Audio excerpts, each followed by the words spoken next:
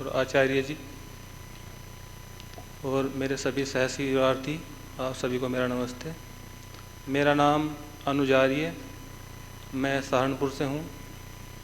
मेरी शैक्षणिक योग्यता, मैं एमएससी किया हूँ योग विज्ञान से, 2 बार मैं नेट कर चुका हूँ और वर्तमान में मैं पीएचडी कर रहा हूँ हनुमानगढ़ से, श्री कुशालदास विश्वविद्यालय से।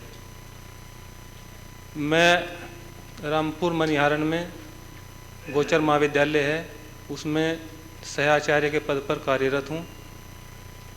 और मेरा दूसरा शिविर है, इससे पहले मैंने एक शिविर अजमेर में किया था सन 2016 में। शिविर के अनुभव के विषय में मेरा जहाँ तक मत है, यहाँ आने से पूर्व मेरी स्थिति आध्यात्मिक रूप से बहुत विचलन वाली थी, मतलब मैं स्थिर नहीं था। क्योंकि जब तक मैं पढ़ रहा था अपने गुरुकुल कांगड़ी से, तब तक मैं अपना अभ्यास निरंतर करता था, सुबह शाम संध्या, और रोज होता था। लेकिन फिर मेरा जो काम मुझे मिला उसमें मुझे काम करते हुए समय नहीं मिल पाता संध्या करने का। लेकिन यज्ञ मैं रोज करता हूँ। वातावरण न मिल पाने के कारण जो विचलन मेरी स्थिति में आया था, यहाँ आने के बाद उसमें मैं बहुत सुधार महसूस कर रहा हूँ और ईश्वर से प्रार्थना करता हूँ कि मेरी स्थिति बनी रहे। और मैं शपथ लिया हूँ कल कि मैं जो व्रत मैंने लिए हैं, जैसे संध्या सुबह शाम वाला ध्यान का, इसको मैं निरंतर करता रहूँगा। अब इसको मैं चाहे समय की बाधा भी आए, लेकिन इसको मैं करूँगा जरूर। सुझाव मेरा शिविर के लिए यह है कि महिलाओं की और पुरुषों के शिविर का समय या तो अलग हो या फिर इनका अलग अलग प्रांगण हो, दोनों की कक्षाएं एक साथ न चले। धन्यवाद। इति ओम। धन्यवाद जी। अब मैं श्री सेवाराम जी को आमंत्रित करना।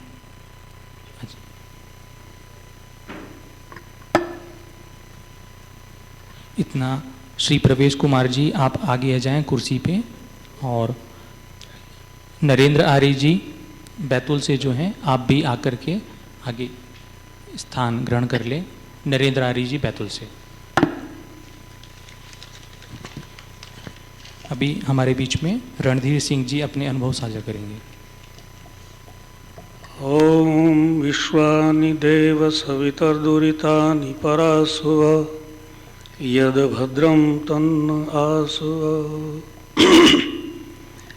इस प्रार्थना के उपरांत मैं सर्वप्रथम नमन करता हूँ भारत देश के प्रांत गुजरात की पावन धरा और इस धरा पर स्थित तपोनिष्ठ सन्यासी पूज्य स्वामी सत्यपति जी महाराज की तपोस्थली आर्यवन रोजड़ की इस पावन माटी को, जिसके वक्षस्थल पर निर्मित अति उत्कृष्ट आध्यात्म साधना का केंद्र यह पवित्र वानप्रस्थ साधक आश्रम, जहाँ से बहुत सारे तपस्वी साधक वैदिक विद्वान अपनी शिक्षा पूर्ण कर सुयोग्य आचार्यों के रूप में देश विदेशों में वेद विद्या का प्रचार प्रसार कर रहे हैं। अब मैं नमन करता हूँ उन सभी तपस्वी साधकों को, विद्वान सन्यासी वानप्रस्थी और आचार्यों को, जिन्होंने अपने तपस्वी जीवन को राष्ट्र समाज और संस्कृति के लिए समर्पित कर रखा है, जिनके द्वारा देश के कोने कोने से आए हम जैसे जीवन के सत्य मार्ग से भटकी हुई आत्माओं का सुमार्गदर्शन होता है। मैं साधुवाद देता हूँ उन सौभाग्यशाली ब्रह्मचारियों को जो अपने साधक विद्वान गुरुओं के श्री चरणों में बैठकर समस्त आध्यात्मिक एवं भौतिक विद्याओं को बड़ी श्रद्धा के साथ ग्रहण करते हुए अपने वास्तविक लक्ष्य की ओर अग्रसर हैं। मैं उनके उज्जवल भविष्य की कामना करता हूँ। मन में आध्यात्म अर्थात मानव जीवन के वास्तविक लक्ष्य की जिज्ञासा लिए मेरे साथ शिविर में उपस्थित समस्त पवित्र आत्माओं को भी मेरा यथायोग्य प्रणाम। पवित्र आत्माओं, मेरा नाम रणवीर है और मैं सहारनपुर से आया हूँ। मेरी शैक्षिक योग्यता मैट्रिक है, व्यवसाय कृषि है और मैं शिविर में दूसरी बार आया हूँ। पहली बार सन 2008 में आया था और उसके बाद अब आया हूँ। तो यहाँ मैंने शिविर में आकर जो अनुभव किए हैं वो भी मैं आपको थोड़े से बताता हूँ कि वास्तव में यहाँ आकर के पता लगता है कि समय का सदुपयोग कैसे किया जाए। समय एक एक मिनट की, एक एक सेकंड की कितनी वैल्यू होती है, इस बात की जानकारी यहाँ करके होती है। दूसरे, ये जो मौन का जो समय है ये बहुत ही उचित और बढ़िया चीज़ है।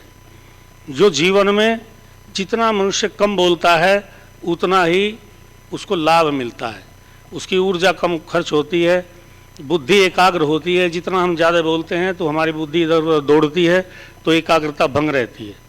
तो ये मौन की प्रक्रिया यहाँ बड़ी सुंदर मुझे लगती है, पहली बार भी जब मैं आया तब भी और अब भी। लेकिन ये होता है कि भाई हम सब लोगों को इतना अभ्यास नहीं होता, तो कहीं ना कहीं मौन भंग कर देते हैं, ये गड़बड़ रहती है। ये करना नहीं चाहिए। इसका तो हमें अपने घर पर भी जा कर के समय निश्चित करना चाहिए कि इस समय से इस समय तक तो बिल्कुल मौन रहूँगा। मेरा आप सब लोगों से ये निवेदन है।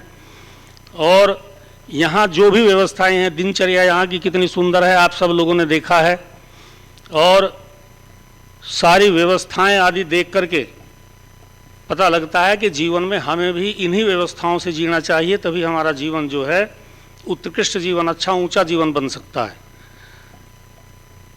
और जब कक्षाओं में आप सब लोग आए हैं, आप सब लोगों ने लगभग देखा है कि जब मुनि जी प्रातःकाल की संध्या कराते हैं, सायंकाल की संध्या कराते हैं, तो कितना आनंद आता है। पता लगता है, संध्या हम रोज करते हैं, घर पर भी संध्या करते हैं, प्रतिदिन करते हैं, दोनों समय करते हैं। लेकिन जब उपासना काल में यहाँ बैठते हैं तो उसमें कितना आनंद आता है, कितना अनुभव आनंद का होता है, ये आप सब लोग भी महसूस कर रहे होंगे। और फिर जब और दूसरे विद्वान लोग आते हैं, हमारे स्वामी जी जब योग दर्शन पढ़ाते हैं तो योग दर्शन को एक एक शब्द को कितना खोल करके बताते हैं।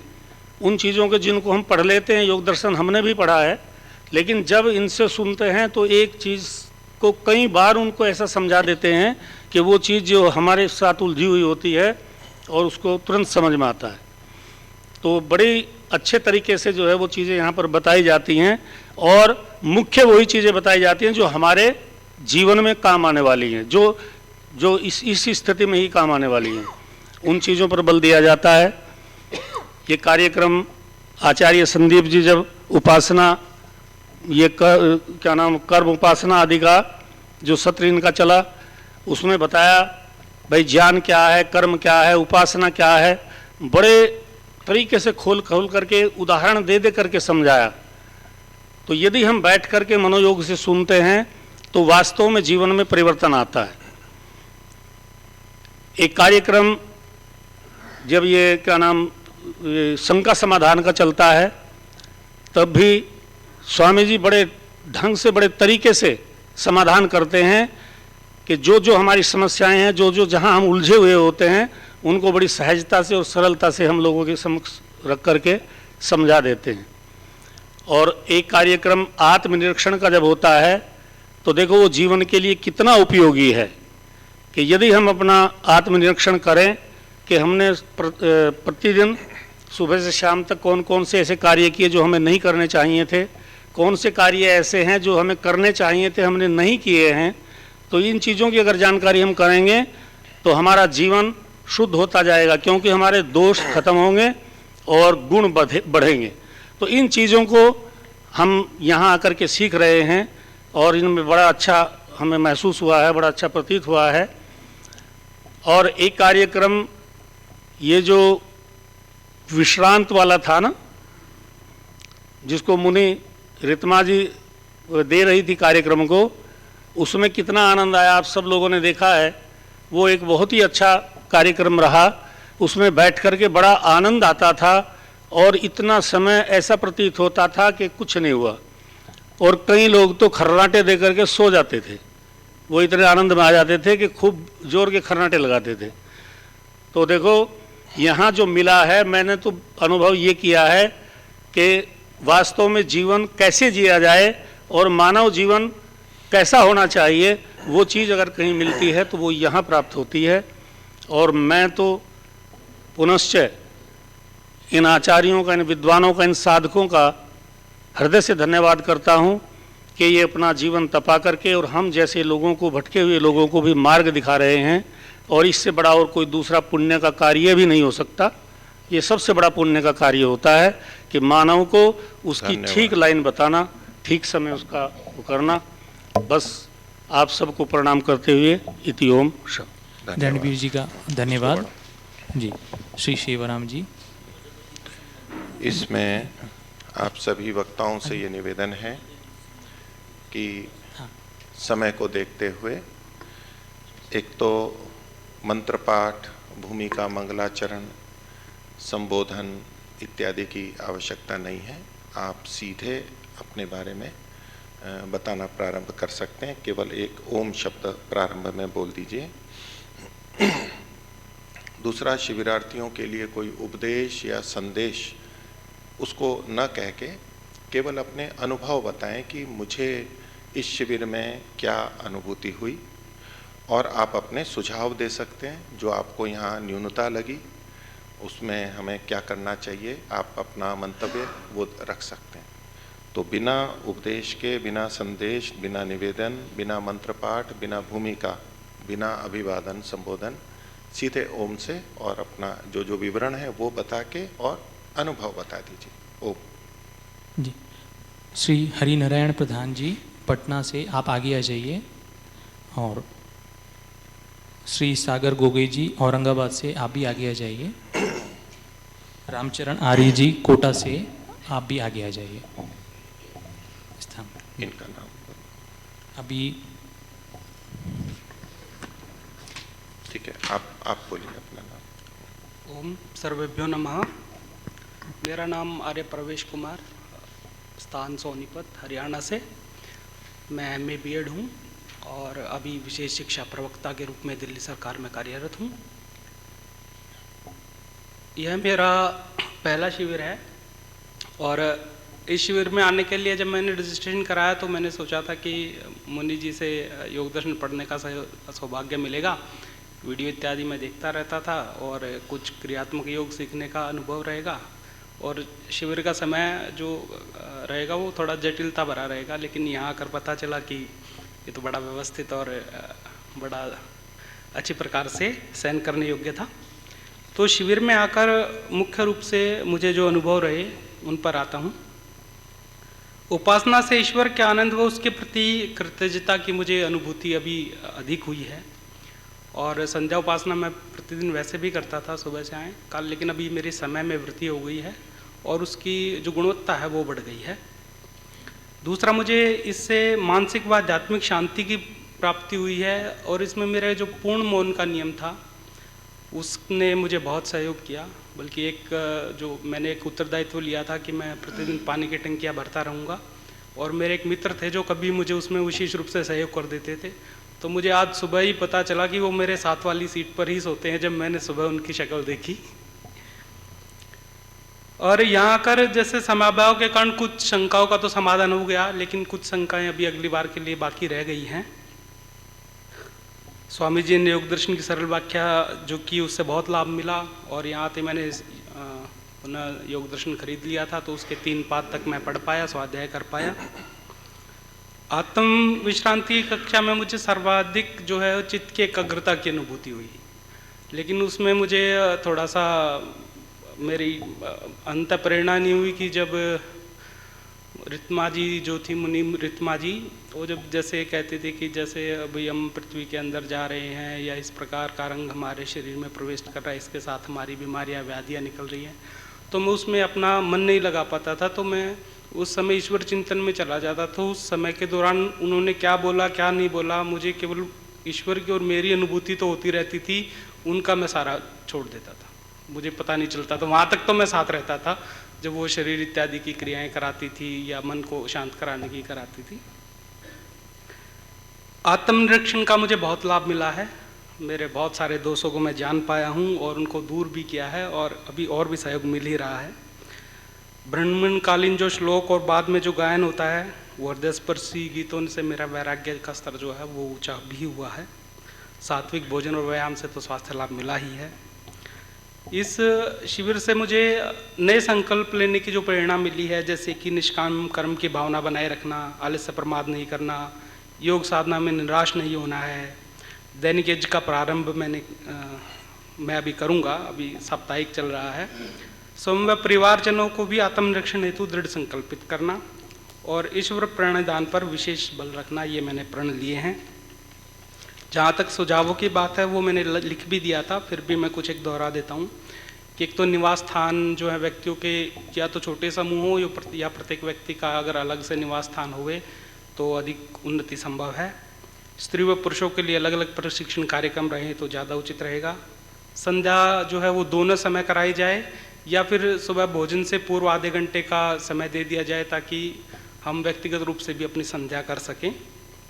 प्रांगण में जहाँ पर कई जगह जैसे हिंदी शब्द पुस्तकालय पर लिखा हुआ है तो उसके बराबर में अगर आर्य भाषा भी लिख दिया जाए तो अच्छा रहे। गीतों में भावना के साथ साथ कहीं कहीं वेद के सिद्धांतों की हानि हुई, मुझे ऐसा लगा, बाकी यहाँ पर विद्वान लोग हैं वो उनको पता ही है सब, ठीक है, तो उसको थोड़ा अगर ठीक किया जा सके, संभव हो तो कर दीजिएगा। शंका समाधान का समय बढ़ाया जाए तथा योग से संबंधित विषयों, मुख्यतः योग दर्शन के लिए जो उस योग दर्शन की स्वाध्यायशील व्यक्ति जो आते हैं, योग दर्शन पर उनकी शंकाएं हों तो उनके लिए अलग से आधा घंटा केवल योग दर्शन की शंकाएं रखी जाएं तो मैं समझता हूं कि अच्छा रहेगा।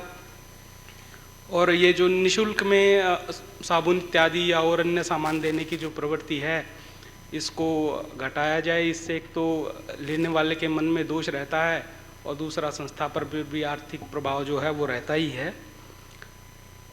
और एक और बात ये कि आर्य समाज में विभिन्न जगहों पर विभिन्न प्रकार के कार्यक्रम होते रहते हैं और सब अपनी तरफ से पूर्ण पुरुषार्थ कर ही रहे हैं, फिर भी वैदिक सिद्धांतों की उन्नति के लिए एक आर्य संगठन, एक केंद्रीय आर्य संगठन जो सिद्धांतों को लेकर दिशा निर्देश जारी कर सके, जैसे अन्य समुदायों में भी है, ऐसे प्रकार के संगठन की मैं आवश्यकता अनुभव करता हूँ।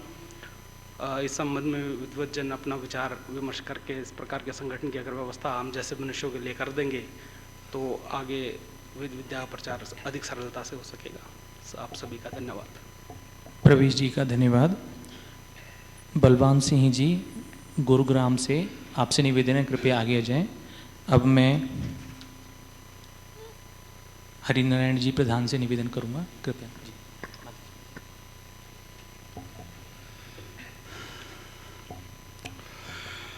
ओम स्वस्ति पंथा मनुचरेम सूर्य चंद्रमसाविव पुनर्दधनता घ्नता जानता संगमे मही। ओम।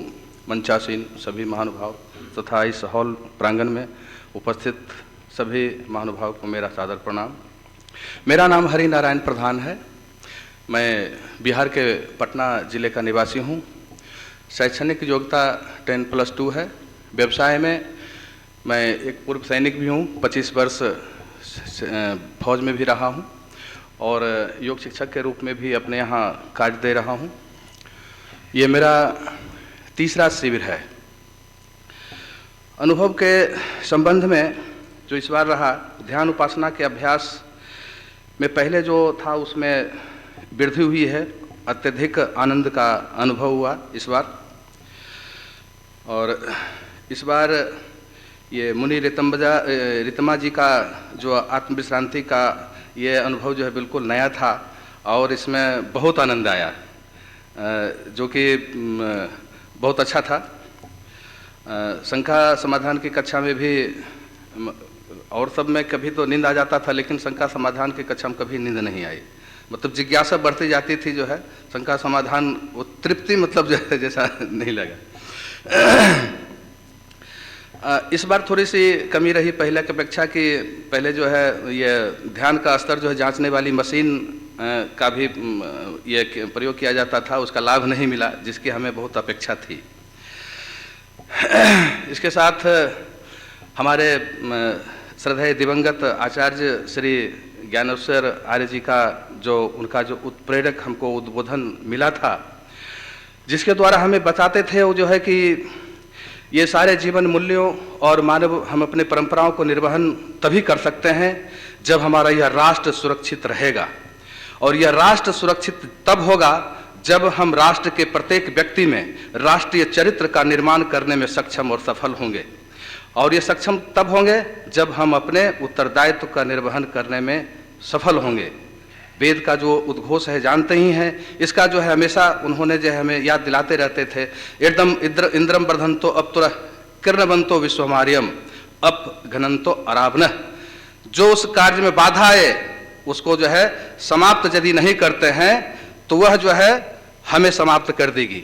ये हमें भाव हमेशा मन में रहनी चाहिए और हम लोगों का विचार जो यहाँ से जाने के बाद भी जो है प्रत्येक व्यक्ति में आर्य बनने की और बनाने की जो हमेशा जो है प्रयास होते ही रहना चाहिए। इसके साथ यहाँ का जो व्यवस्था, ये ब्रह्मचारी जी का बहुत सहयोग, बहुत ही यहाँ सेवा भाव से कार्य करते रहे, उन लोगों का मैं सादर नमन करता हूँ। भोजन व्यवस्था भी बहुत अच्छा था, किसी प्रकार की कमी हमें नहीं अनुभव हुई। इसके साथ ही मैं अपनी वाणी को समाप्त करता हूँ। ओम। हरिनारायण जी का धन्यवाद। अब मैं सागर गोगे जी को आमंत्रित करना चाहूँगा। आप लोग क्रमशः फिर एक एक कुर्सी इस तरफ आ जाएगा, उस तरफ की खाली छोड़ दीजिएगा। नए व्यक्ति आगे के लिए वक्ताओं के लिए मैं आयुषी आर्या जी को आमंत्रित करना चाहूँगा। कृपया आगे आकर कुर्सी पे अपना स्थान ग्रहण कर लें। अभी सागर गोगे जी।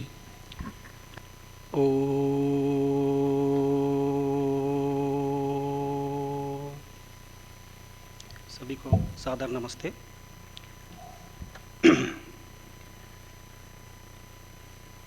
अभी 7 दिन से शिविर चल रहा है। मैं थोड़ा हिंदी में उतना नहीं बोल पाऊँगा, थोड़ा सा मेरा मराठी मिक्स हो जाएगा, उसमें क्षमा चाहता हूँ। तो 7 दिन का शिविर हुआ है और अभी कल से आज से थोड़ा सा गाड़ी पटरी पे आ रही थी, थोड़ी सी स्थिति बनने जा रही थी, तो शिविर ख़त्म होने को आया है अभी। तो ठीक है, कोई बात नहीं है, तो यहाँ की व्यवस्था के अनुसार होगा ही। दूसरा, हमारे महाराष्ट्र में मराठी में एक बाभ बोरकर ने एक ईश्वर के ऊपर एक प्रासंगिक कविता है, 2 लाइन उसकी सुनाता हूँ क्योंकि ये हमारे आज के शिविर से वो थोड़ा रिलेटेड है। मराठी है, आपको सब समझ में आ जाएगा। अनंता तुला कौन पाहू शके रे, मतलब अनंत ईश्वर को बोला है कि आपको कौन देख सकता है, प्रश्न कर रहे कवि। तो तुला गात असा वेद झाले मुके है, म्हणजे जब ईश्वर की हम स्तुति करते हैं तो वेद भी कम पड़ जाते हैं उसके लिए। आगे कहते हैं कि मतिमंद अंधा कसा तू दिसे रे, मतलब हम जो मतिमंद है, अंधे हैं, हम ये सोचते कि ये ईश्वर कैसा दिखता होगा। तुझी रूप तृष्णा मनाला असे रे, मतलब तुम्हें देखने की जो तृष्णा है वो कहीं जन्मों जन्मों से हमारे अंदर है।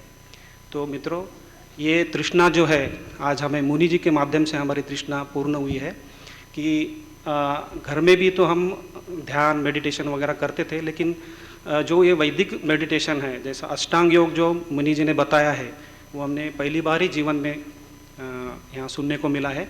क्षमा चाहता हूँ, मैं मेरा नाम और वो बताने का रह गया। मेरा नाम सागर दत्तात्रेय गोगे, स्थान महाराष्ट्र औरंगाबाद से। मेरी शैक्षणिक योग्यता में BE सिविल ME स्ट्रक्चर हूँ, गवर्नमेंट वैल्यूअर हूँ। व्यवसाय से मैं कंसल्टेंट हूँ। और इसके पहले मैंने 2019 में आत्ममंथन का शिविर भी किया था। तो जैसा कि योग दर्शन YouTube पे बहुत बार पढ़ा है, सुना है, तो योग दर्शन में अष्टांग योग के बारे में बहुत सुना है। उसमें यम नियम से लेकर समाधि तक बातें बताई है, लेकिन हम घर में बैठ के सोचते थे कि इसको ये कैसा करेंगे, ये जो बताया है ये तो समझ में आ रहा है, लेकिन ये प्रैक्टिकल में कैसा करेंगे, तो इसके बारे में सदा मन में प्रश्न रहता था। लेकिन यहाँ आने के बाद में ये अपनी जो अंतर साधना और बाह्य साधना, ये दोनों भी साधना हमारी पक्की हुई है। जैसा कि मुनि जी ने बताया कि आसन से लेकर समाधि तक वो कैसी करनी चाहिए, ध्यान और उपासना में बहुत विस्तार से बताया है और वो बहुत अच्छी तरह से समझ भी आया है। तो जब ध्यान में बैठते थे तो लगता था कि ये कैसा क्या हो रहा है, इतना अनुभूतियाँ अच्छी क्यों आ रही है, हमें इतना आनंद क्यों मिल रहा है। 1 घंटे का समय ऐसा लगता था कि ये समय हुआ ही नहीं है, मतलब अब 1 सेकंड पार हुआ है सिर्फ। अभी पता नहीं ये ईश्वर का आनंद है, ये अनुभूति है, लेकिन इसमें मुनि जी की जो ईश्वर के प्रति भक्ति है, तपश्चर्या है, वो उनके द्वारा हमारे तक आती है, ऐसा मुझे लगता है। तो इसके साथ और एक भी मुझे बहुत अच्छा लगा कि जब हम घर में ध्यान वगैरह करते तो सिर्फ जो अंतरंग साधना है, ध्यान, धारणा, समाधि, आसन वगैरह ये करते थे, लेकिन यम नियम के जो पालन होना चाहिए जिस तरह से अपेक्षित है वो नहीं हो पाता था घर पे। लेकिन यहाँ पर इस तरह की व्यवस्था की है कि यम नियम की पालना तो वो अपने आप नैसर्गिक रूप से हो रही है। ना हम यहाँ झूठ बोल सकते हैं, ना कभी हिंसा कर सकते हैं, ना ना साधनों की ज़्यादा ये कर सकते हैं, ईश्वर प्रणिधान, ये सब यम नियम का बहुत अच्छी तरह से यहाँ पर पालन हो, नैसर्गिक रूप से पालन हो, ऐसी व्यवस्था की है। तो मुझे 7 दिनों में ऐसा ऐसा अनुभव हुआ कि हमने ये 7-8 दिन में जो यम नियम, जो बेसिक चीज़ें हैं अष्टांग योग की, वो बहुत अच्छी तरह से पालन की है। इसलिए हमको ये धारणा, ध्यान, समाधि तक हम थोड़ा बहुत पहुँच सके हैं। जैसा कि समाधि में तदैव अर्थमात्रम स्वरूप शून्य एव समाधि, ये तो कहा है उसमें, लेकिन इसका अर्थ क्या होता है? ये जब सुबह मुनि जी ध्यान लेते थे, उसमें उसका जो अर्थ है वो सुबह हमें समझ में आया कि ये तदैव अर्थमात्र निर्वासम ये होता है। तो मैं इसके लिए मुनि जी को हृदय से मैं धन्यवाद करता हूँ कि उन्होंने आगे के जीवन के लिए हमें एक उपासना की पद्धति, एक दिशा निर्देश दिया है, उसका हम अवश्य पालन करेंगे। दूसरी बात, स्वामी मुक्तानंद जी, ये तो हमारे लिए एक आदर्श है और ये चलते फिरते योग दर्शन है हमारे लिए। उनको देख के हमें ये पता चलता है कि ये अध्यात्म में चलते हुए किस तरह गंभीरता से चलना चाहिए। तो उन्होंने जो ये शिक्षा दी, विवेक, वैराग्य, वो भी हम प्रयास करेंगे कि जीवन में हम आगे चल के कुछ चीज़ें समझ में आई है, कुछ नहीं आई है, तो आगे अगर समय मिला तो उसको भी समझेंगे। उसके बाद में स्वामी विश्वांग जी का जो शंका समाधान का जो कार्यक्रम हुआ, उसमें मुझे लगता है कि सभी शिविरार्थियों के जो जीवन में प्रश्न थे, अब हम सामान्य लोग हैं, हमारे सामान्य प्रश्न रहते हैं, तो सभी प्रश्नों का उन्होंने बहुत अच्छी तरह से हमारा पूरा एंटरटेनमेंट करते हुए उन्होंने हमारा समाधान किया है। और उनको देख के मुझे ऐसा लगता है कि ये योगी है, लेकिन कितना मतलब बच्चों के जैसा रहते हैं, हंसते रहते हैं। अगर कभी इस जन्म में, अगले जन्म में कभी अगर सन्यासी बनने का मौका मिला तो मैं अवश्य स्वामी विश्वांग जी जैसा बनने का प्रयास करूँगा। बाद में हमारी माता जी ऋतमा जी, इन्होंने ये तो माँ ही है, गुरु माँ ही है, हमारे आध्यात्मिक माँ है। जैसी माँ बच्चों को घर में बैठ के उसको गोदी में सुला के लोरियाँ गाती है, उसको समझाती है, उसी तरह उन्होंने एक वैदिक और अपना मॉडर्न जो ध्यान बोलते, मेडिटेशन बोलते और वैदिक ध्यान बोलते, इसका अच्छी तरह से कॉम्बिनेशन, एक फ्यूजन उन्होंने बनाया, जो कि हम बाहर भी बहुत जगह पे मेडिटेशन के कैंप करते हैं, ध्यान सीखते हैं, लेकिन इनका जो कॉम्बिनेशन है ये मुझे बहुत ही अच्छा लगा। इसमें भी बहुत अच्छी अनुभूतियाँ हुई, और जिसमें कि कोई मतलब वैदिक मंत्र नहीं था, कुछ नहीं था, सिंपल, एकदम सिंपल था, जो बच्चों को भी हम सिखा सकते हैं, स्पून फीडिंग जिसको बोलते हैं वो कर सकते हैं। तो इनका भी जो 45 मिनट की जो कक्षा थी, वो समय कहाँ जाता था वो कोई मतलब पता ही नहीं चलता था। इसमें शारीरिक रूप से भी उन्होंने काफ़ी तरह से अच्छी तरह से बताया, मानसिक रूप से भी बताया और आत्मिक रूप से भी बताया। इसके बाद में आचार्य संदीप जी जो है, उनकी तो ज़्यादा मैंने कक्षाएं की नहीं है, लेकिन अंत में जो आत्मनिरीक्षण का जो उन्होंने बताया है, तो उसमें तो मुझे इतना समझ में आता है कि लौकिक में जब हम कुछ भी टारगेट रखते हैं तो वो टारगेट मेजरेबल होना चाहिए। ऐसा हमें कहा जाता है कि वो मेजर होना चाहिए, कि आप अगर जिम में, व्यायामशाला में जाते हो तो आपका वेट कितना, 1 महीने में कितना बड़ा है, कितना छोटा हो, वो मेजरेबल होना चाहिए। ऐसा ही आत्मनिरीक्षण जो है कि हम ये 7 दिन में जो सीख रहे हैं, पढ़ रहे हैं, वो मेजरेबल होना चाहिए हमारा, कि हमारे मन में पहले जितनी वृत्तियाँ चलती थी अच्छी बुरी, वो कितनी कम हुए, वो आत्मनिरीक्षण करेंगे तो हमारी उन्नति होगी। और एक बात मैंने उनसे सीखी, आचार्य संदीप जी से, कि इतने बड़े विद्वान होते भी वो सामने कार्यालय में बैठते थे, हमारी आवश्यकताओं को सुनते थे, और उनकी जो नम्रता है वो भी मुझे बहुत अच्छी लगी। उसके बाद में है हमारे दीपक जी, आचार्य दीपक जी तो ये सब व्यवस्थाएं उन्होंने की है, लेकिन दीपक जी का भी मैं अत्यंत आभारी हूँ। उन्होंने जिस तरह से हम कुछ भी अगर प्रॉब्लम आए तो हम वो बक्से में डालते थे, लेकिन पता नहीं चलता था कि वो कैसे काम हो गया। तो उनका भी जो नियोजन है और जो प्रबंधन है वो भी बहुत सराहनीय है, तो मैं उनका भी धन्यवाद करता हूँ। अभी हमारे एक आचार्य जी है, आचार्य जी सत्येंद्र जी, तो उनका मैंने सिर्फ एक ही कक्षा की है, लेकिन उनकी तरफ देख के लगता है कि ये इनके अंदर कितनी निरागसता है, कितनी ये इनोसेंट है, छोटे बच्चे की तरह इनोसेंट है, उनके भाव जो है वो अंदर से नेचुरली निकलते हैं। तो ऐसे ही ये संस्था के बड़े बड़े महान विद्वान इनको मैं बार बार नमन करता हूँ। ऐसे ही हमारे ब्रह्मचारी जो है यहाँ पर रहते हैं, इन्होंने भी बहुत मेहनत की है। मुझे तो ऐसा लगता है कि ये कभी सोते हैं क्या नहीं, कभी भी देखो तो ये फ्रेश दिखते हैं सब ब्रह्मचारी। तो उन्होंने भी बहुत मेहनत की है, मैं उनका भी दिल से मैं धन्यवाद करता हूँ। और सुझाव मेरा एक ऐसा रहेगा कि शिविर के लिए जब आते हैं, हम एक दिन पहले आते हैं तो 2 दिन तो शिविर में ये टाइम टेबल में सेट होने के लिए लग जाते हैं। कभी सर दर्द होता है, कभी पीठ दर्द होता है, तो और जब 2 दिन उसमें जाते हैं और शिविर खत्म होने के जैसे ही स्थिति बनती है तो शिविर खत्म होने का टाइम आ जाता है, तो 3-4 दिन मिलते हैं। तो मेरा सुझाव ऐसा रहेगा कि आप भले ही शिविर 7-8 दिन का रखो, लेकिन 2 दिन पहले आके यहाँ की दिनचर्या थोड़ी समझनी चाहिए। उसको रूटीन में आने के लिए टाइम लगता है, और यहाँ से जाने के लिए भी 1 दिन के बाद में जाना चाहिए, क्योंकि अभी जैसा हम कल जाएंगे तो तुरंत हमारे काम शुरू हो जाएंगे, मोबाइल वो सब। तो ये यहाँ का जो पढ़ा है, जो मनन चिंतन है, उसको भी टाइम नहीं मिलेगा। तो ये भी एक सुझाव मेरा है। मेरी पत्नी भी साथ में है, प्रीति। मैं उसको इस बार बोला था कि चलिए शिविर में जाएंगे, तो वो तुरंत तैयार हो गई। तो मुझे ऐसा लगा कि वो शायद ये दिनचर्या नहीं कर सकेगी, वो थोड़ा डर था मुझे। फिर आने के बाद ऐसा पता चला कि वो मेरे से भी ज़्यादा अच्छी दिनचर्या उसने की है। मैं उसका दिल से मैं उसका भी धन्यवाद करता हूँ। यहाँ का पवित्र वातावरण, स्वादिष्ट अन्न, पौष्टिक अन्न, यहाँ का विद्वान आचार्यगण, ये सब मुझे बहुत अच्छा लगा। सिर्फ दिल में मेरे एक ही कष्ट एक ऐसा होता था कि सुबह जो घंटी बजती थी 4 बजे, तो वो बहुत कष्ट देती थी। ऐसा लगता था कि 2-3 बार में बंद करेंगे, लेकिन वो 20-25 बार होने तक भी, उठने तक बंद नहीं करते थे। वो तो हमारे उन्नति के लिए है। ऐसे ही मैं बोल रहा हूँ, ऐसी ही घंटियाँ बजाते रहो, हमें जगाते रहो। सबका धन्यवाद। मुनि जी को प्रणाम। नमस्ते जी। तो जो अनुभव सुनाते हैं उनसे निवेदन है, अपनी बात को संक्षेप से रखेंगे, न भूमिका, न मंत्र पाठ, न संबोधन। ओम बोल के अपनी बात को रखेंगे। जी, अभी आगे रामचरण जी आर्य, कोटा राजस्थान से।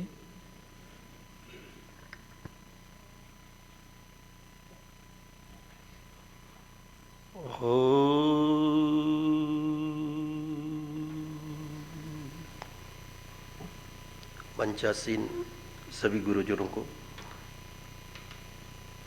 स्वामी जी को सादर चरण स्पर्श, मातृशक्ति, मेरे भाइयों को, सबको आपके चरणों में नमन करता हूँ। मेरा नाम रामचरण आर्य है, कोटा राजस्थान से आया हूँ। शैक्षणिक योग्यता में MSc फिजिक्स और CIB किया हूँ। व्यवसाय रिटायर्ड बैंकर हूँ। और शिविर में 2021 में लगभग जहाँ भी शिविर का मौका मिलता है मैं जाता रहता हूँ। जहाँ तक वानप्रस्थ साधक आश्रम रोजाड़ का सवाल है, शिविरार्थी के रूप में पहली बार उपस्थित हुआ हूँ। वैसे 2005 से लेकर के 7 तक मैं अहमदाबाद में मेरा पोस्टिंग था, तब हर शिविर के समापन में हम लोग आया करते थे, दिनेश जी और राजकुमार जी यादव के साथ। लेकिन शिविरार्थी होने का आनंद ही कुछ अलग है, वो मैंने यहाँ आकर के महसूस किया। बंधन में ही सृजन है। जिस तरह से हमारे मोबाइल हमसे छीन ले गए और हमें बिल्कुल टाइट रखा, मौन रखा, वो अद्भुत था। उसका अनुभव बहुत अद्भुत था। और हम अनुशासन का पालन करना सीखे यहाँ आकर के। और जो आपका शाम का जो भ्रमण का था, उनको सुनकर के ऐसा लगता था कि हमारा वैदिक काल वापस आ गया है। मैं किन शब्दों में बयान नहीं कर सकता। हमारे गुरुजनों ने जिस तरह से हमें बताया है, अपना इस वैदिक परंपरा को बचाने के लिए मैं समझता हूँ इससे अच्छी कोई संस्था नहीं है, जहाँ से इतने बड़े प्रचारक जाकर के आप पूरे विश्व में प्रचार कर रहे हैं और ऋषि दयानंद की इस मिशन को जिंदा रख रहे हैं। मैं बार बार नमन करता हूँ आपके चरणों में। आप इस परंपरा को हमेशा आगे बढ़ाएं और इसमें हमारा तन और मन और धन से हम आपके साथ हैं, प्राण प्रण से आपके साथ हैं। और सुझाव में तो मैं आपको कुछ दे नहीं सकता। आप जैसे इतने कर्तव्यनिष्ठ लोग हैं, बरसों से आप सेवा कर रहे हैं, तो बस इतना ही निवेदन था कि स्वामी विश्वंग जी का हमें और भी सुनने को मिलता तो थोड़ा अच्छा रहता। आगे से मेरे आपसे प्रार्थना है कि उनको भी थोड़ा सा एक प्रवचन का हमें मौका मिले। बहुत बहुत धन्यवाद। आपके चरणों में नमन। रामचरण आर्य जी का धन्यवाद। अब प्रेम सिंह आर्य जी, अच्छा, आपका नाम क्या? बस प्रेम सिंह आर्य जी, आप कृपया आगे, आपका क्रम आ जाएगा जी। आप रहने दीजिए। कल ओम जी, सम्मानित मंच, प्रिय ब्रह्मचारी गण व मेरे शिवरार्थी बहन भाइयों, मैं बलवान दहिया पेरेंटली पानीपत से हूँ, आजकल गुरुग्राम रहता हूँ। मैं अनपढ़ जैसा ही हूँ, 10वीं पास, और वो भी नीचे से, पर उसके बाद एक ट्रेनिंग कर ली थी ITI में, उससे बहुत बढ़िया एक रोजगार मिल गया और मैं अब सेवानिवृत्त हूँ हरियाणा सरकार के जल निगम से। मैं एक शिविर पहले कर चुका हूँ और ये मेरा दूसरा शिविर था। अनुभव में तो क्या बताऊं, सबसे बढ़िया तो एक अनुभव ये हुआ कि मैं आजकल गुरुग्राम में रहता हूं और गुरुग्राम जैसा प्रदूषित शहर शायद इस देश में और ना हो, और यहाँ का वातावरण हमारे लिए तो रिचार्ज करने जैसा है। ऐसा मैं महसूस करता हूं कि गुरुग्राम दिल्ली में रहने वाला आदमी अगर 10 दिन साल में 2 बार 10 दिन तक यहां रह जाए तो शायद उसकी, मेरे जैसे आदमी की उम्र बढ़ जाएगी। मैंने जो एक सुझाव विशेष तौर पर मैं यहाँ के प्रबंधन को देना चाहता हूँ, व्यवस्था क्या हो पाएगी ये वो जानते हैं। यहाँ के ब्रह्मचारियों के लिए और इस आश्रम में रहने वाले सभी के लिए एक योग शिक्षक बहुत जरूरी है। मैं पिछले शिविर में जब आया था उस वक्त भी मैंने ये सुझाव दिया था, पर व्यवस्थाएं इनके अनुसार हैं। मैं ऐसा महसूस करता हूँ, सवेरे जब हम योग करते थे ना, जो ब्रह्मचारी जी हमें योग कराते थे, उस ब्रह्मचारी को भी कुछ सही से पता नहीं। ये अलग बात है कि मैं योग शिक्षक हूँ पतंजलि से, थोड़ा बहुत मुझे आता है, इसलिए मैं ये कह रहा हूँ। और मैं एक निवेदन करूँगा, दोबारा जब मैं शिविर में आऊँगा तो 10 दिन अगर मुझे योग कराने की अनुमति हो और उसके लिए थोड़ा समय भी मिले तो मैं चाहूँगा। जहाँ तक मोबाइल की बात है, मोबाइल से तो जिस दिन हमारे से मोबाइल लिया गया हमें महसूस हुआ था कि कैसे चलेगा ये, पर आज मैं महसूस कर रहा हूं कि इतना बढ़िया मोबाइल मिलने के बाद कैसे चलेगा। मोबाइल आधुनिक आज के जमाने में बेशक कितनी भी जरूरत है, लेकिन उसके नुकसान हमें पता है, फिर भी हम उसको अपने से दूर नहीं रख सकते। और ये 6 दिन 7 दिन भी हमारे से मोबाइल दूर हुआ तो मैं महसूस करता हूं हम एनर्जेटिक हुए हैं। जहां तक बात है मौन की, भाई हमारी 60 साल की बीमारी 6 दिन में नहीं कट सकती। हाँ, जब हम यहां लगातार आएंगे तो मुझे उम्मीद है कि हम इसका पालन कर पाएंगे और इसका लाभ ले पाएंगे। एक विशेष दिक्कत मुझे थी कि प्रवचन या तो मैं प्रवचन में बैठा यहां रहता था और खुद कहीं और रहता था, और अगर मैं प्रवचन में ध्यान दूं तो मैं सो जाता था। इस समस्या का समाधान एक ब्रह्मचारी ने किया। मैंने एक ब्रह्मचारी से इस बारे में सलाह ली। उस बच्चे ने मुझे सलाह दी कि आप नोट किया करो, आप कागज पेन लो और जो बोल रहा है प्रवक्ता आप उसको नोट करें। तो उससे मैं पूरा सफल तो नहीं हुआ, पर 80%, मतलब मैं 80% उससे लाभान्वित हुआ। मैं उस विद्यार्थी का, उस ब्रह्मचारी का विशेष धन्यवादी हूं। आप सबने मेरी बात ध्यान से सुनी, धन्यवाद। आर्य जी का धन्यवाद इस अनुभव के हाँ, आयुषी आर्य जी।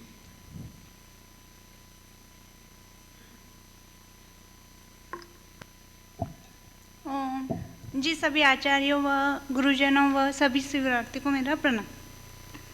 मैंने इस वनप्रस्थ साधक आश्रम में आकर ये अनुभव प्राप्त किया कि दिनचर्या को क्रियाकलापों के अनुसार, समय सारणी के अनुसार मुझे करना चाहिए। ये अनुभव प्राप्त किया। मुझे यहाँ आकर आत्मिक व मानसिक शांति मिली। यज्ञ विधि व स्वास्थ्य पुरुषार्थ करना सीखा। ध्यान उपासना के विषय में भी जाना और योग शिक्षा प्राप्त की और आचार्यों से ज्ञान की प्राप्ति की। और इंद्रियों को कंट्रोल करना सीखा। सात्विक भोजन के भी लाभ पता हुए।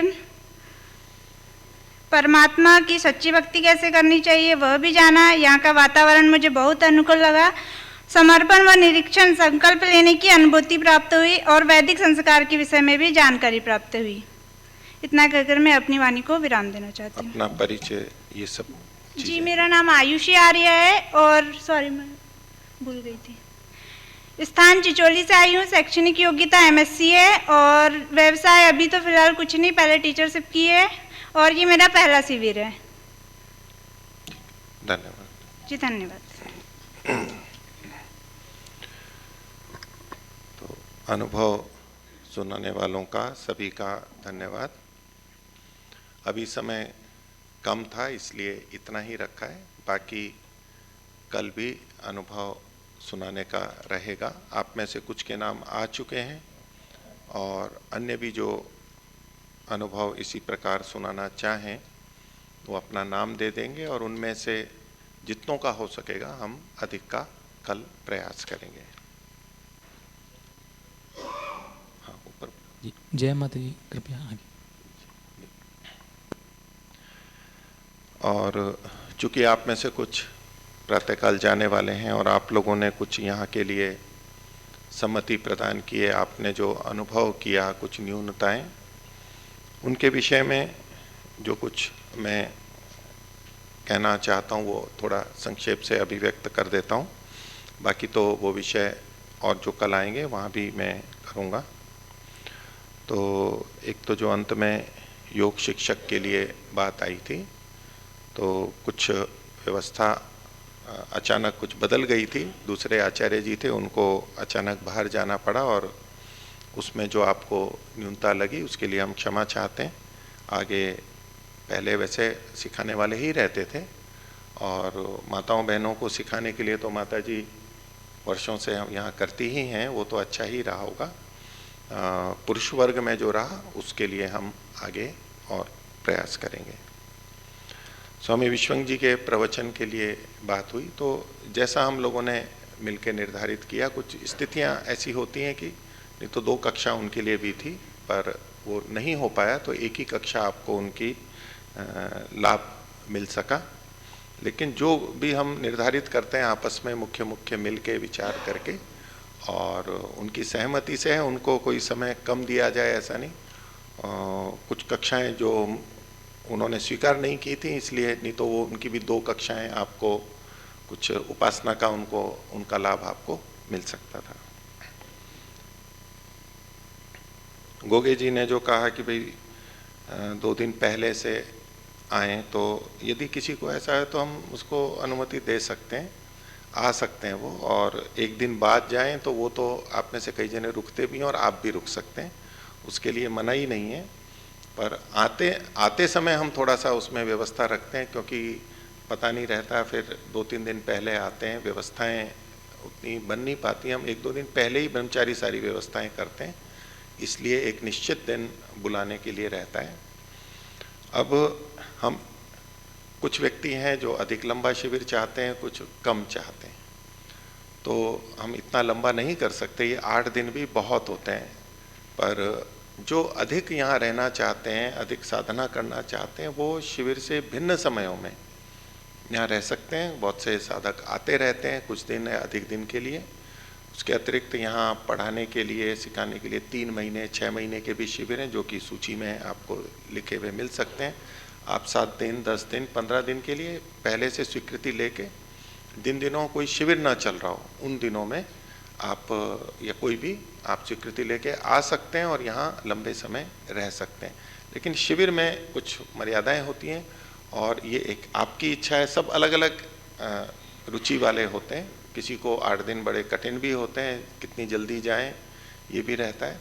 तो वो कुल मिला के जितना लंबा अनुभव है तो ये 8 दिन का, और बाकी हमने 2 दिन के भी शिविर छोटे छोटे से अभी जो आपकी सूची में दिए गए हैं। आचार्य ज्ञानेश्वर जी की जो कमी अनुभव होती है वो तो हम कुछ नहीं कर सकते, जितना वो इस विषय में प्रेरणा के लिए मुख्य थे, पर फिर भी हम सभी अध्यापकगण जितना अच्छे से अच्छा आपको दे सकते हैं उसके लिए हम प्रयासरत रहते हैं। ध्यान के परीक्षण का यंत्र इस बार हमने प्रयोग नहीं किया, नहीं तो वो यंत्र लगा के थोड़ा कुछ संभावित अपनी स्थिति का पता लगता है। लेकिन आगे जो ध्यान का शिविर होगा उसके अंदर, चूँकि उसमें पूरे दिन भर ध्यान के बारे में ही चर्चा होगी, उसी के शंका समाधान होंगे, उसी की सूक्ष्मता से सब बातें बताई जाएंगी, दिन की कक्षाएं भी ध्यान के बारे में ही होंगी। तो उसमें हमारा प्रयास रहेगा कि आप लोग जो चाहेंगे उनमें से वो यंत्र लगा करके, कुछ अनुभव आता है, यंत्र से पूरा आकलन नहीं होता, आधुनिक लोगों के बनाए यंत्र हैं, पर एक थोड़ा अभ्यास होता है। हमने पीछे कई शिविरों में किया, यंत्र तो हैं हमारे पास, लेकिन अभी इस बार वो हमने सुविधा नहीं रखी। और आप भिन्न समय में भी कभी यहाँ आते हैं और आप चाहते हैं कि उस यंत्र के माध्यम से अपनी मानसिक ध्यान की स्थिति को हम जानना चाहें, तो उनको हम कभी भी यहाँ आने पर उस समय में आपको 2-3 बार 4 बार भी कर सकते हैं। आप आए तब कैसा था, 1 दिन बाद 2 दिन बाद, प्रतिदिन भी आप आधा 1 घंटा बैठते हैं तो प्रतिदिन भी वो यंत्र आपके लगा के वो परीक्षण हो सकते हैं, लेकिन उसके लिए आपको अतिरिक्त समय यहाँ के लिए निकालना होगा। और भी जो एक संध्या का विषय बार बार आता है कि दोनों समय संध्या होनी चाहिए, तो वैदिक रीति से वो होनी चाहिए, पर हम ये मान के चलते हैं कि जो ध्यान उपासना है वो भी ईश्वर की निकटता और ईश्वर के लिए ही है। वहाँ मंत्रों के माध्यम से करते हैं, ये बिना मंत्र के या कुछ मंत्रों के माध्यम से करते हैं, तो इसमें कोई आध्यात्मिक दृष्टि से न्यूनता नहीं होती है। और फिर भी आप में से कोई इच्छुक होते हैं तो भिन्न समय में आप जहाँ कहीं आपको थोड़ा विश्राम का समय मिलता है उस समय में आप कर सकते हैं। नहीं तो बहुत सारे हमारे नए शिविरार्थी होते हैं जिनको संध्या अनुकूल नहीं आती है, यानी उनको न तो संध्या का पता है, न मंत्र पता है, न अर्थ पता है। ऐसे व्यक्तियों को केवल संध्या अगर दोनों समय यहाँ पर रखी जाती है तो वो उस तरह से लाभ नहीं ले पाते। तो ये शिविर चूँकि प्राथमिक शिविर है, संध्या का एक शिविर अलग यहाँ पर लग रहा है जो सूची में आपके दिया हुआ है, तो वो भी लगेगा, उसमें केवल संध्या के माध्यम से ही होगी और विस्तार से होगी। अभी तो संध्या एक प्रतीक के रूप में आपके सामने थी, उस पूरे शिविर में मात्र संध्या के मंत्र और दोनों समय संध्या की कैसी ध्यानात्मक उपासना की जाती है संध्या से, वो विस्तार से होगा। जो ऐसे इच्छुक हैं तो वो उसके अंतर्गत आ सकते हैं। लेकिन सब तरह के लोग हैं, आप में से कई पुराने हैं, कुछ एकदम नए हैं, कुछ ऐसे हैं जो आर्य समाज और इस शैली से बिल्कुल भी परिचित नहीं है, एकदम नए हैं। तो उन सब चीज़ों को ध्यान में रख के हम इस तरह का समायोजन करते हैं और सबको संतुष्ट कर पाना हमारे लिए असंभव है। हम नयों को संतुष्ट कुछ करेंगे तो पुराने को ठीक नहीं लगेगा, कुछ पुरानों को करेंगे तो नयों के बिल्कुल ऊपर से चला जाएगा। तो जो इतने साल का हमारे स्वामी सत्यपति जी से लेकर के और अन्य आचार्यों का, स्वामी जी का, और इतने लंबे दशकों का अनुभव है, उसको ध्यान में रखते हुए हम अच्छे से अच्छा, ताकि किसी को ये ना लगे कि हमारे लिए कुछ नहीं हुआ। आप में से जो पुराने हैं उनको भी इसमें बहुत कुछ सीखने को मिला होगा, और जो नए हैं उनको भी ऐसा बोझ नहीं लगा होगा कि बहुत ज़्यादा कुछ हुआ है, उनको भी सीखने के लिए है। तो इस तरह से ये शिविर का आयोजन किया जाता है।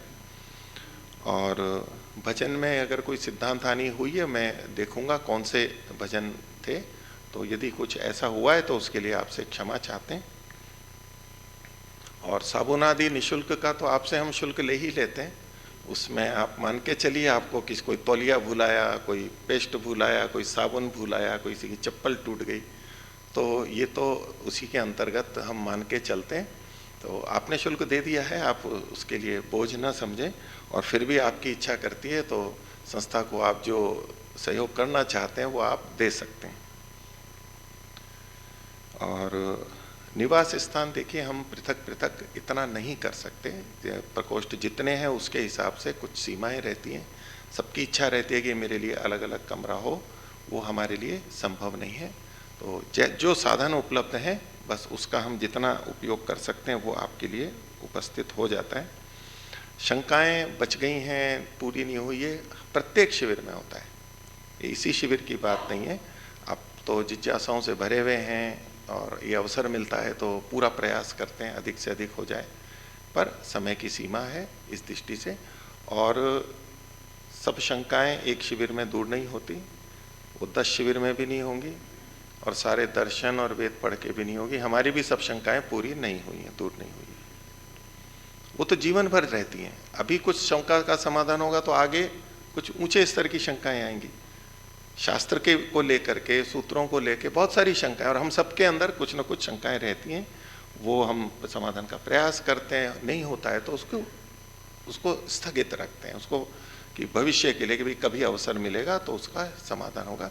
लेकिन आपकी अधिकांश समस्याओं का, शंकाओं का समाधान करने का प्रयास किया जाता है सभी तरह की चीजों को लेकर के। और स्त्री पुरुष के भिन्न भिन्न शिविर हैं, वो अभी एकदम हमारे लिए संभव नहीं है, और कई परिवार वाले भी आते हैं। महिलाओं के लिए एक अलग पृथक शिविर भी हमने रखा हुआ है, वो केवल महिलाओं की दृष्टि से। और यदि आप शिविर के अंदर जैसा यहाँ बताया जाता है आप अपने आप में सीमित हैं, दृष्टि नीचे रखते हैं, तो इससे आपको कोई ऐसी बाधा नहीं होनी चाहिए इतनी। आप अपने एकाग्रता से स्वाध्याय आदि में फिर भी जिनको कुछ बाधा हुई हो तो उसके लिए तो हम क्षमा ही चाहते हैं। हम एकदम अलग अलग इतने बहुत ज़्यादा शिविर हम नहीं लगा सकते, वैसे ही बहुत हो जाते हैं, तो ये तो कुछ सम्मिलित रूप से होता है इस दृष्टि से। तो मैं सोचता हूँ कि आप लोगों के जो विषय थे वो लगभग सब आ गए। एक आर्य संगठन बने सिद्धांत हेतु, तो अच्छा तो है हो, और प्रयासरत भी रहते हैं, यहाँ कई गोष्ठियाँ होती हैं और जगह भी, लेकिन जो भी स्थितियाँ हैं अभी उस तरह से संभव नहीं हो पाया है। सिद्धांत को निर्णय करने के लिए हमारे धर्मार्य सभा एक सार्वदेशिक की तरफ से वो अभी उस तरह से सक्रिय नहीं है, नहीं तो ये भी होना चाहिए, ये आपकी बात ठीक है। तो मैं आपके समाधान जो मेरे को कुछ कहने थे वो आपके सामने रखा, और आपका सबका पुनः धन्यवाद करते हैं। आगे आपको जो आपके प्रमाण पत्र दिए जाएंगे तो सबको मौन ही रखना है, और पंक्तिबद्ध एक एक धीरे धीरे करके लेना है, थोड़ी दूरी बना के रखें एक दूसरे से, और धीरे धीरे आगे बढ़ते जाएं। चीज़ें महिलाओं के लिए, पुरुषों के लिए लगे, मोबाइल आदि आपको मिल जाएंगे, उसको आपको जो विद्युत से आवेशित करना है, चार्ज करना है वो कर लें, लेकिन अपनी जिम्मेदारी से अपना ध्यान रखते हुए।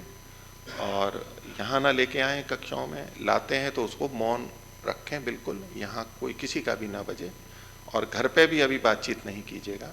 ये केवल इसलिए दिया गया है कि आपको चार्ज कर लें, सुविधा हो।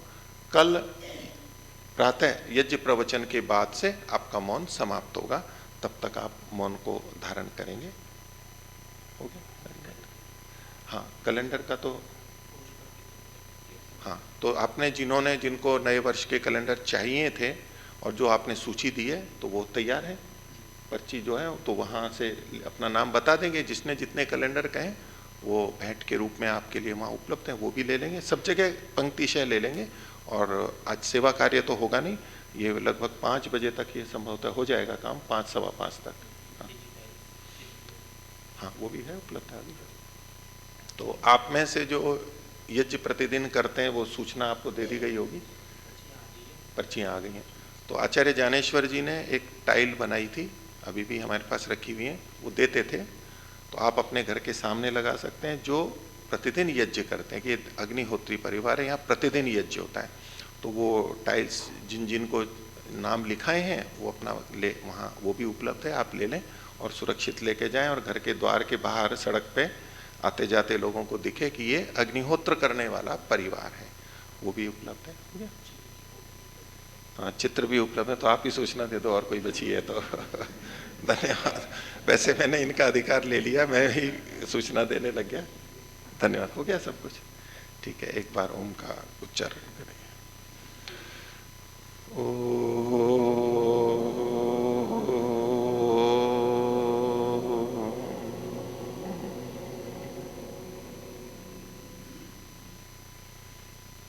सभी को सादर नमस्ते। ओम। मौन रहते हुए प्रस्थान कीजिए। चिचोली मध्य प्रदेश से जो सज्जन आए हुए हैं, कृपया आप लोग अभी सामूहिक चित्र मत लीजिएगा, आप लोग की संख्या